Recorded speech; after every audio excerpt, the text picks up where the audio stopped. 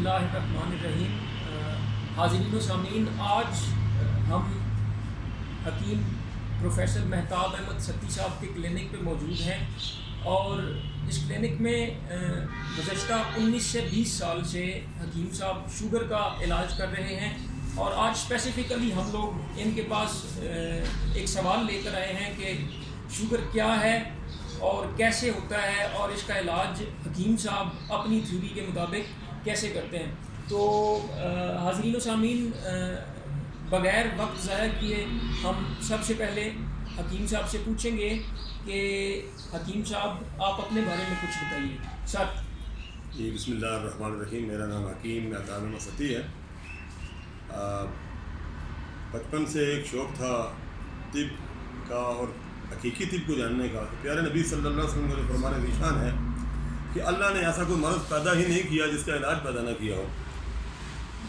تو 55 سال کے قریب میری عمر ہو گئی ہے، لیکن ہم شروع سے یہ دیکھتے تھے کہ بے شمار امراض ہیں، ان کا علاج معالجہ ہوتا ہے، عارضی ریلیف ملتا ہے، لیکن کوئی پرماننٹ علاج نہیں ہوتا۔ بالخصوص ہیپیٹائٹس سی ہے، شوگر ہے یعنی جس کو ذیابیطس کہتے ہیں، اور کینسر ہے، اور بلڈ پریشر ہے، اور وال بلاکیج ہے۔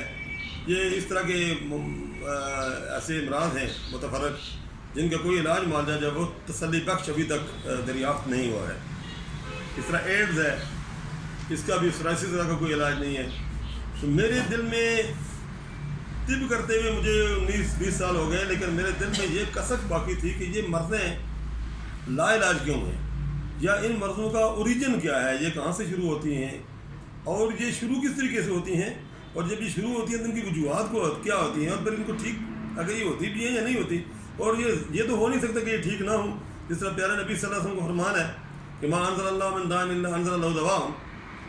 تو یہ تو کنفرم بات ہوئی کہ پیارے نبی علیہ السلام کی بات سچی ہے، باقی دنیا کی جتنی بھی باتیں ہیں وہ باتیں صحیح نہیں ہیں، اس مقابلے میں کوئی حیثیت نہیں رکھتی ہیں۔ تو خصوصیت کے ساتھ چونکہ زیادہ تر لوگ شوگر کے مریض ہیں، اور آج کا برننگ کوسچن ہے یہ کہ جی شوگر کیا چیز ہے اور یہ کیسے ہوتی ہے۔ اس کے بارے میں عرض کروں کہ بچپن میں ہم نے پڑھا تھا اپنی کتابوں میں، بالخصوص سائنس کی کتابوں میں، کہ جو بھی غذا انسان کھاتا ہے وہ آکسیجن کی مدد سے ہضم ہو کر گلوکوز کی شکل اختیار کر جاتی ہے۔ اچھا، وہ گلوکوز جو ہے وہ فردر مزید آکسیجن کی موجودگی میں ہضم ہو کر گلوکوجن یا توانائی کی شکل اختیار کر جاتی ہے۔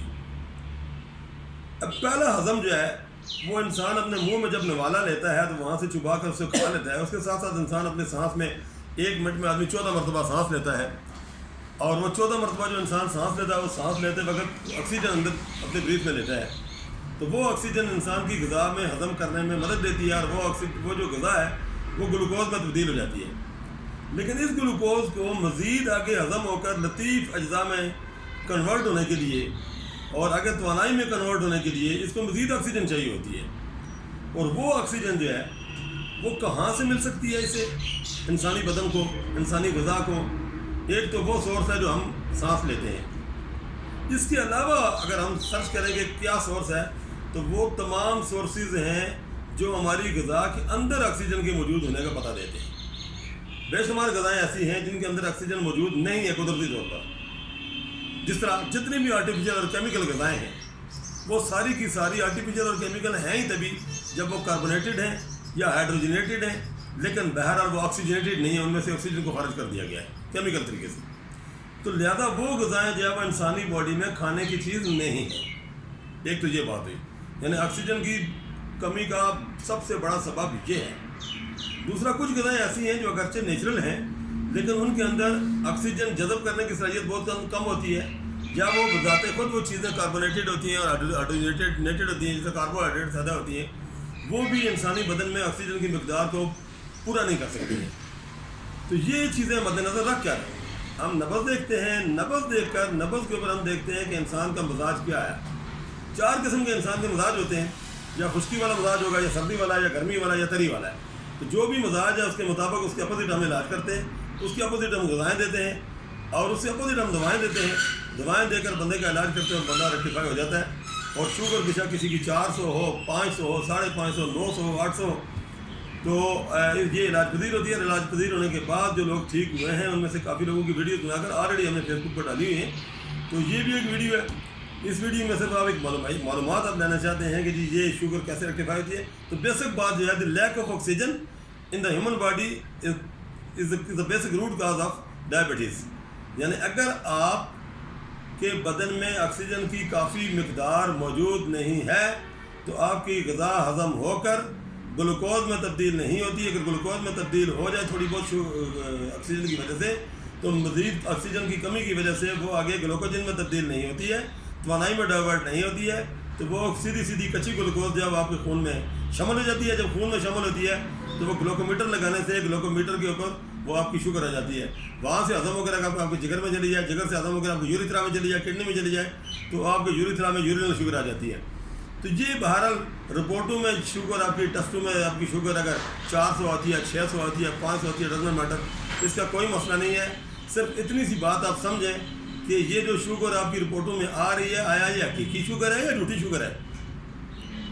جو ہاں یہ بات بھی آپ کے ذہن میں شاید آپ کے ذہن میں سوال آیا ہوگا کہ جی حقیقی شوگر اور جھوٹی شوگر کیا ہوتی ہے. سابقہ کرابدینی کتب میں جو کچھ لکھا ہوا ہے, حکمت کی کتابوں میں جو کچھ لکھا ہوا ہے, اس میں جو شوگر جو لکھی ہوئی ہے یا ذیابیطس جو لکھی ہوئی ہے وہ حقیقی شوگر ہے. 8 مزاجوں میں سے ایک مزاج میں وہ شوگر ہو سکتی ہے اور وہ شوگر ہوتی ہے تری سردی والے مزاج میں. اور تری سردی والے مزاج میں انسان کا چہرہ ایسے ہوتا ہے جیسے گرد و غبار پڑا ہوا ہے.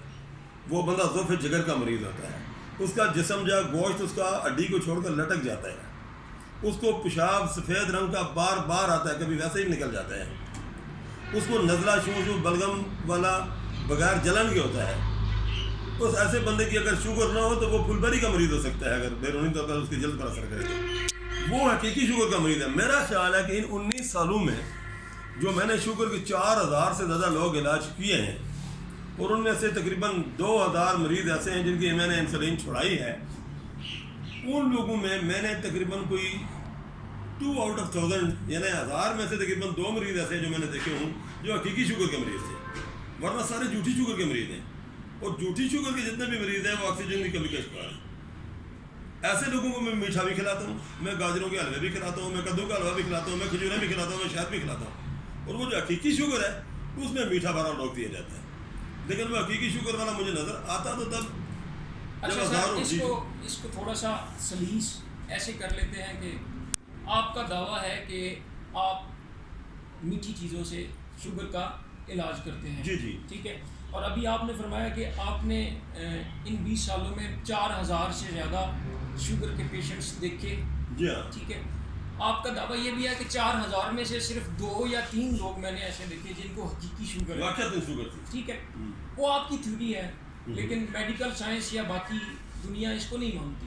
ٹھیک ہے. اس کو ایسے لے لیتے ہیں. دیکھیں عام جو دیکھنے والا ہمارا عام ویور ہے اس نے یہ ویڈیو دیکھنی ہے اور اس کے بعد اس ویڈیو میں ان ٹیکنیکل چیزوں کو ہم ڈسکس نہیں کر رہے جن کا تعلق طب سے ہے, جن کا تعلق میڈیکل سائنس سے ہے, chemistry, bio physics, anatomy physiology سے ہے. ٹھیک ہے.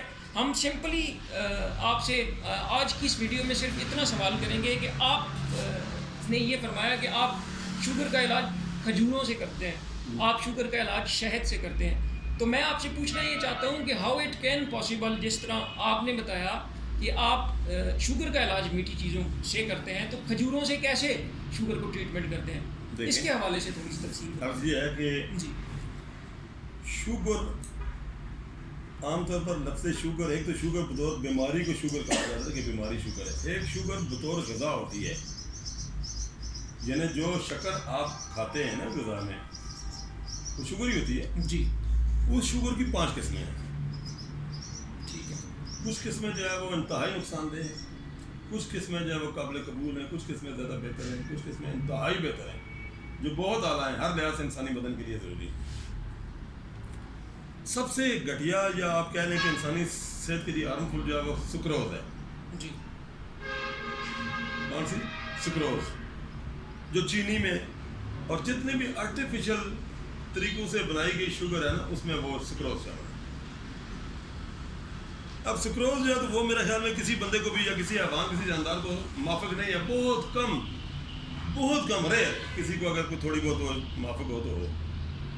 چلن اسی کا ہے سب سے زیادہ. پھر جو کھٹے میٹھے پھلوں سے بنائی جاتی ہے شکر, اس کو مالٹوز کہتے ہیں. اور جو دودھ کے ساتھ بنائی جاتی ہے اس کو کہتے ہیں لیکٹوز. جی.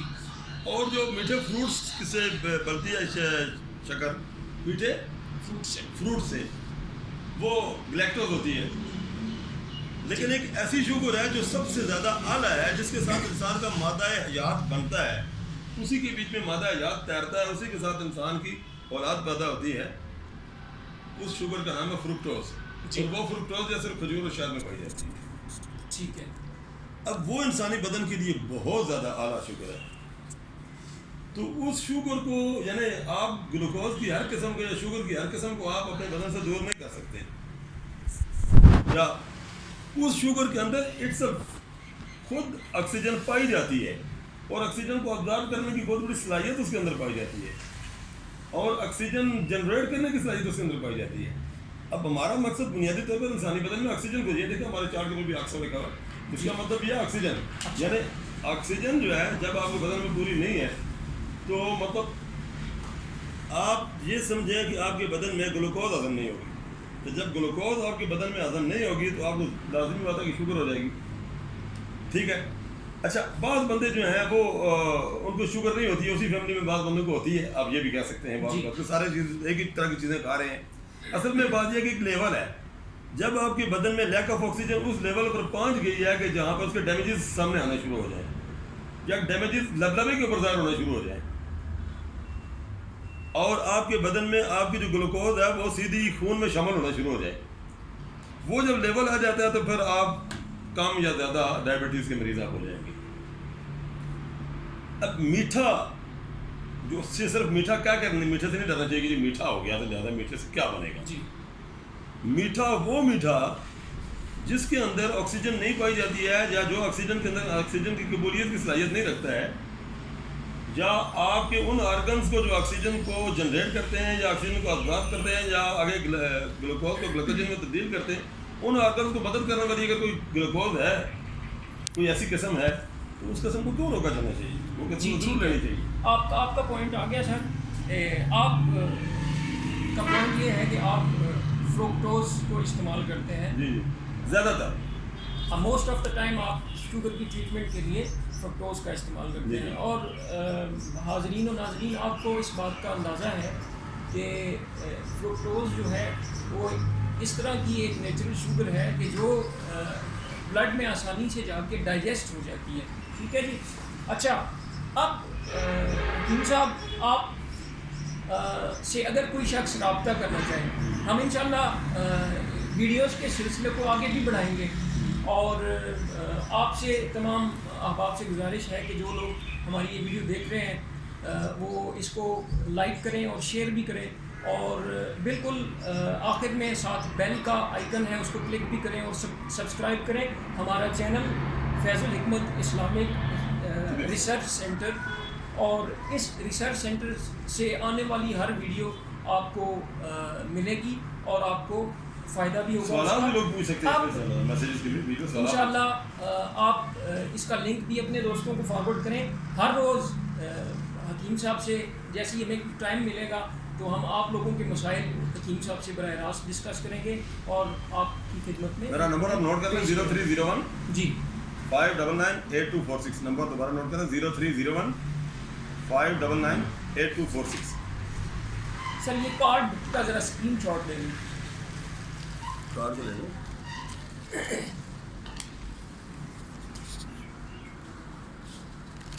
تو جناب آج ہم نے بات کی شوگر کے حوالے سے اور اس کی اور اچھوتی ٹریٹمنٹ کے حوالے سے, اور حکیم صاحب نے بتایا کہ وہ کیسے شوگر جیسے مہلک مرض کا علاج بہت ہی آسان اور گھریلو استعمال کی چیزوں سے کرتے ہیں. کھجور اور شہد کا استعمال کرتے ہیں وہ شوگر کے علاج کے لیے. تو دیکھتے رہیے فیض الحکمت اسلامی طبی ریسرچ سینٹر کا یہ چینل, اور دعاؤں میں یاد رکھیے گا. السلام علیکم ورحمۃ اللہ وبرکاتہ.